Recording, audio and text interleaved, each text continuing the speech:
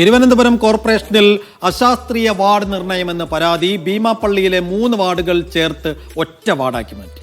17,223 വോട്ടർമാരാണ് പുതുക്കിയ ഒരു വാർഡിലുള്ളത്. ഇതര വാർഡുകളെക്കാൾ 3 ഇരട്ടി വോട്ടർമാർ ആണ് ഈ വാർഡിൽ എന്നുള്ളതാണ് ആക്ഷേപം. സഫാൻ VP തന്നെ തത്സമയം വിവരങ്ങൾ നൽകാനായി ചേരുന്നുണ്ട് തിരുവനന്തപുരത്ത് നിന്ന്.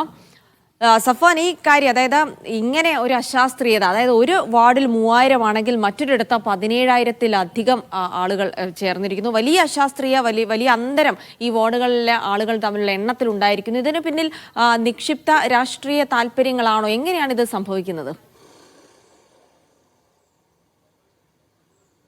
ജിൽസി, മാണിക്കവിളാകം, ഭീമാപ്പള്ളി ഈസ്റ്റ് തിരുവനന്തപുരം കോർപ്പറേഷനിലെ നിലവിലുണ്ടായിരുന്ന ഈ 3 വാർഡുകൾ ഒരുമിച്ചാണ് ഇപ്പോൾ വാർഡ് പുനർനിർണയത്തിന് ശേഷം ഭീമാപ്പള്ളി വാർഡ് ഒറ്റയ്ക്കായിരിക്കുന്നത്.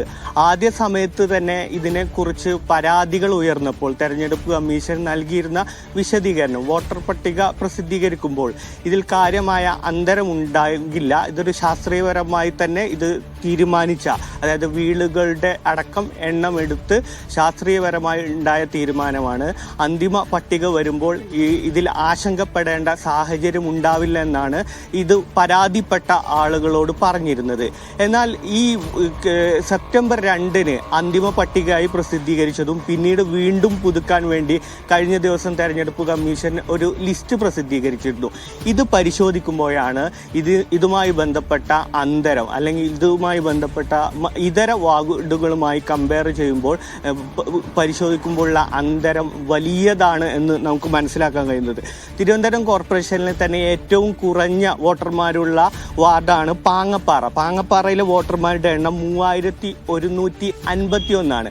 ഈ ഏറ്റവും കുറവ് വോട്ടർമാർ 3151 ഉള്ളപ്പോഴാണ് ഈ ഭീമാപ്പള്ളിയിൽ നിലവിൽ ഡീലിമിറ്റേഷന് ശേഷം രൂപീകരിച്ച ഭീമാപ്പള്ളിയിൽ 17,000-ന് മുകളിൽ വോട്ടർമാരുള്ളത് എന്നുള്ളൊരു സാധനം. അതിൻ്റെ അന്തരം 4 ഇരട്ടിയോളാണ്. നമ്മൾ മറ്റുള്ള ഇതര വാർഡുകളും ഇതുമായി ബന്ധപ്പെട്ട് കമ്പയർ ചെയ്യുമ്പോൾ 3 ഇരട്ടിയോളം വോട്ടർമാർ ഈ ഭീമാപ്പള്ളി മേഖലയിൽ, ഈ പുതുതായി രൂപീകരിച്ച ഭീമാപ്പള്ളി മേഖലയിൽ കൂടുതലാണെന്ന് പറയാൻ കഴിഞ്ഞു. ഇവിടുത്തെ നാട്ടുകാർ പറയുന്നത് ഇത്തരത്തിൽ വോട്ടർമാർ കൂടുതലാകുമ്പോൾ തങ്ങളുടെ വികസനത്തിൽ, തങ്ങളുടെ പ്രാതിനിധ്യത്തിൽ തങ്ങളെ പുറന്തള്ളാൻ സാധ്യതയുള്ള ഒരു തീരുമാനമാണ്, ഒരു നടപടിയാണ് ഇപ്പോൾ ഉണ്ടായിരിക്കുന്നത് എന്നാണ് പറയുന്നത്. അതായത് ഒരു വാർഡിൽ 17,000-ഓളം വോട്ടർമാരുണ്ടാകുമ്പോൾ അവിടുത്തെ ജനസംഖ്യ 25,000-ൽ കൂടുതലാകും. അത്തരത്തിൽ ആ ആളുകൾക്ക് കിട്ടേണ്ട, ജനപ്രാതിനിധ്യമായി കിട്ടേണ്ട വികസന സാധ്യതകൾ കൂടിയാണ് ഇല്ലാതാക്കുന്നതെന്നാണ്